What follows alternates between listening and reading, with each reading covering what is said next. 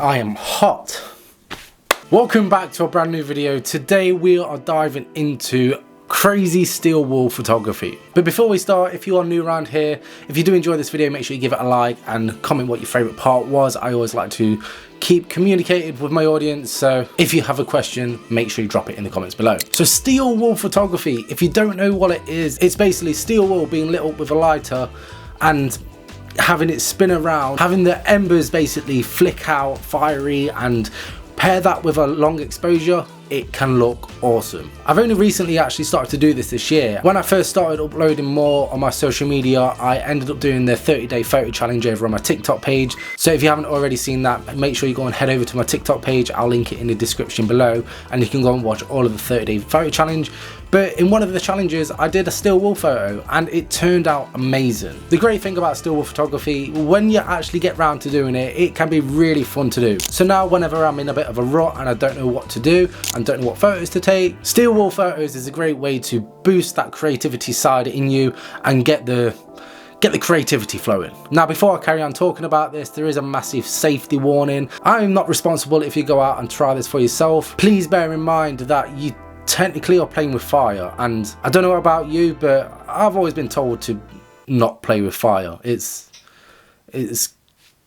Yeah, you just shouldn't do it. So please take safety precautions. Maybe wear like a sweatshirt so you're not going to burn yourself, and maybe take some water with you just in case something around you sets on fire. So please keep in mind that when you go out to take these photos, there's nothing around that you think might set on fire, like some dead old grass or something that's easy to set on fire. You're best off going to a place like a city or somewhere where there's a lot of concrete, so you're not basically going to set anything on fire. Okay, so the way you actually shoot steel wool photography is basically with one of these. This right here is an ordinary whisk, like a household whisk, and that is the key to shooting this photo, and of course the steel wool. So what you're going to want to do, you want to attach some sort of string. Maybe that's something that's not flammable,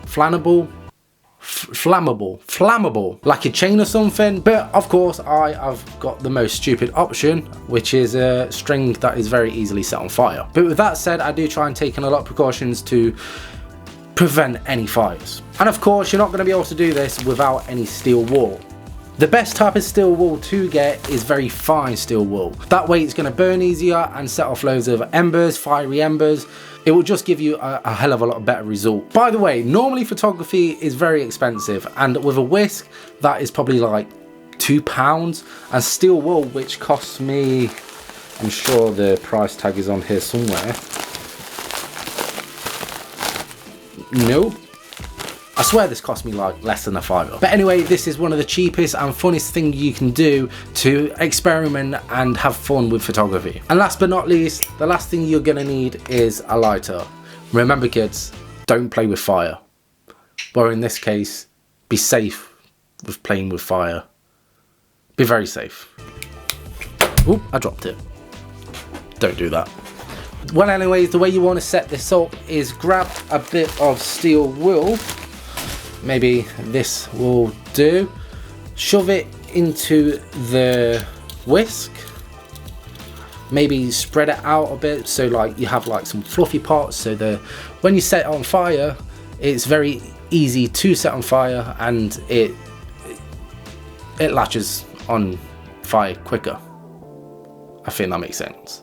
And then the next thing you're going to want to do is get a lighter, light up the steel wool, and when it starts to glow, that's when you're going to want to start spinning or moving around the whisk, and that is when the embers of fire are going to fly everywhere, and that is when you're going to obviously want to take the photo. And so for the camera settings, I tend to stay towards ISO 100. I like to keep the aperture around 6.3, maybe up to, depending on the light situation, maybe maximum 8. And for the shutter speed, that's also depending on the lighting situation. If you're in a darker environment, whether you're in a bit of a lighter environment, I tend to stay towards 20 seconds to maybe around 10. That way you're taking a long exposure, so when the embers start flying around, the camera's going to capture that ember light trail, and that's what's going to give the whole steel wool wire effect. To actually take the photo, I like to use my self shutter remote.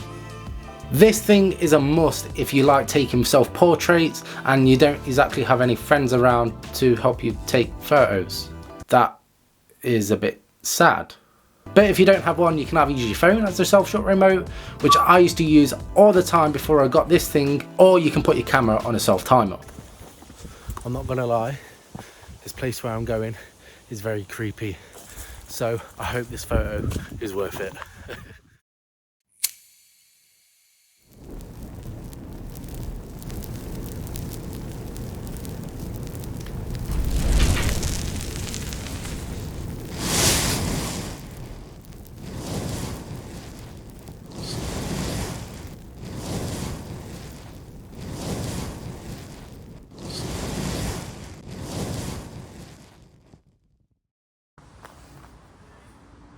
Yo, that's turned out sick.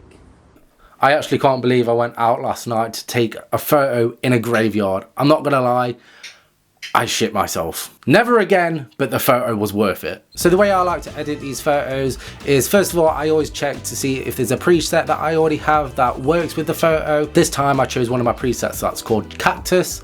But I did end up boosting up the clarity a bit. That gives it, I don't know, if it's a photo that you boost up clarity with, it's definitely wire wall photography, because it really makes that wire wall stand out. I then added a few masks and this is the result I got.